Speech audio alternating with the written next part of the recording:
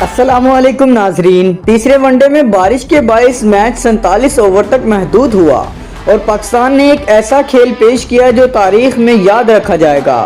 سائم ایوب کی شاندار سنچری، سفیان مقیم کی تباہ کن بولنگ اور جنوبی افریقہ کا کلین سویپ، یہ سب ایک تاریخی دن کا حصہ بنے۔ ناظرین، پاکستان نے پہلے بیٹنگ کرتے ہوئے 9 وکٹوں کے نقصان پر 308 رنز کا زبردست اسکور بنایا۔ خاص طور پر نوجوان بلے باز سائم ایوب نے 101 رنز کی اننگز کھیل کر نہ صرف اپنی صلاحیتوں کا لوہا منوایا بلکہ پاکستان کے اسکور کو بھی مضبوط بنیاد فراہم کی۔ ناظرین، جنوبی افریقہ کے لیے 309 رنز کا ہدف آسان نہیں تھا۔ انہوں نے کھیلنے کی بھرپور کوشش کی لیکن پاکستانی بولنگ کے سامنے بے بس نظر آئے۔